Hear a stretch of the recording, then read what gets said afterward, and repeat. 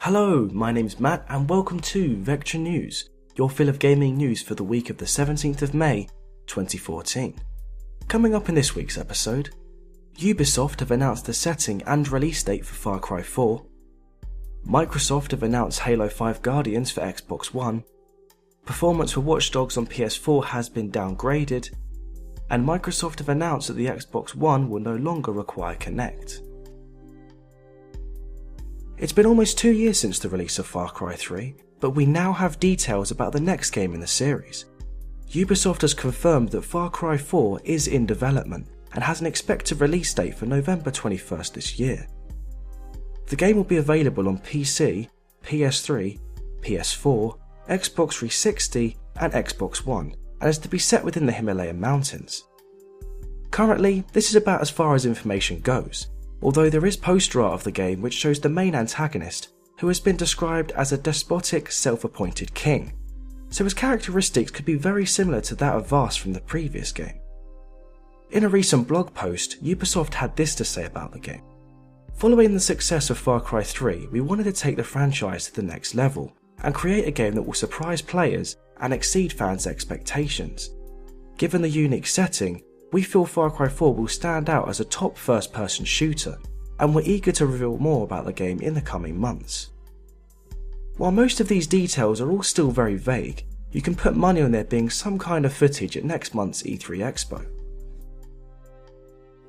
As of yesterday, Microsoft and 343 Industries have officially confirmed Halo 5. There have been a vast amount of rumours and teasers, but more information about the game is finally surfacing. Halo 5 Guardians is the next game of the game in the franchise and is due for a release date of fall 2015 for the Xbox One. The general manager of 343 Industries, Bonnie Ross, said the following on Xbox.com. "I'm happy to reveal that Halo 5 Guardians, the next installment in the legendary saga of the Master Chief, will launch on Xbox One in fall of 2015, in tradition of every Halo game since its debut in 2001. It is a massive and exciting project." He also went on to talk about how they will be incorporating things they learned from Halo 4, such as the technology, performance, and the community.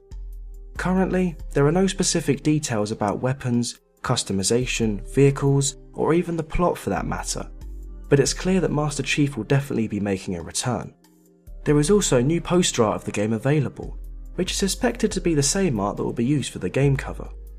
Hopefully, we'll hear much more information about this game in the upcoming months, and when we do, we'll be sure to keep you posted.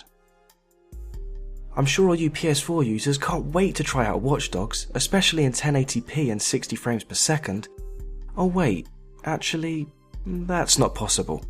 Yes, unfortunately it seems as though the originally planned performance capabilities for Watch Dogs on PS4 have been downgraded. Previously, there was an entry on PlayStation.com that listed the following. Hack everything as you make your way through Chicago's underground as you experience Watch Dogs in only a way PS4 can provide, at 60 frames per second in 1080p.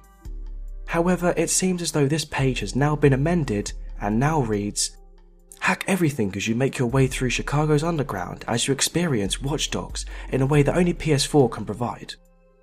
It's pretty much the same statement as before, but with 60 FPS and 1080p details removed. Recently, the official resolution for the PS4 was revealed in a Ubisoft blog post, which stated that 900p would be possible for PS4, and 792p for Xbox One. In regards to the whole frame rate debate and whether it really matters all that much, we recently talked about this topic in the most recent episode of our podcast known as The Spawn Point, so if this all sounds interesting to you, it's definitely worth checking that out for a more in-depth discussion about this subject.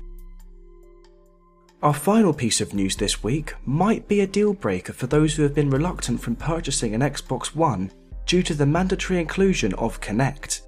As of last Tuesday, Microsoft announced that a Kinect-less version of Xbox One will be available from the 9th of June for $400, which is the equivalent of £350 in the UK. According to the head of Xbox, Phil Spencer, this new package will be available in all markets where the Xbox One is sold. If you were to purchase an Xbox One without the Kinect system, but then later decided you would like to have one, you will be able to purchase a standalone version of the Kinect sensor this fall. With the introduction of this Xbox One deal, it now puts Microsoft's system in line with the price of the PS4.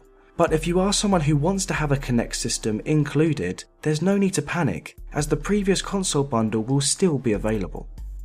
This is definitely an interesting move to make, especially since the original statement about the Xbox One, when it was first unveiled, was that the Kinect would need to be connected in order for the console to function. I guess this could be seen as another 180 that Microsoft have decided to make for the console, however it doesn't necessarily mean that the Kinect is unpopular. It's more than likely that they just want an option for the console that could compete with the price tag of the PlayStation 4. But that's all for Vectra News this week. Don't forget to like, share, subscribe, and follow us on Twitter to keep up to date with everything in the network. I've been Matt, and I'll see you later.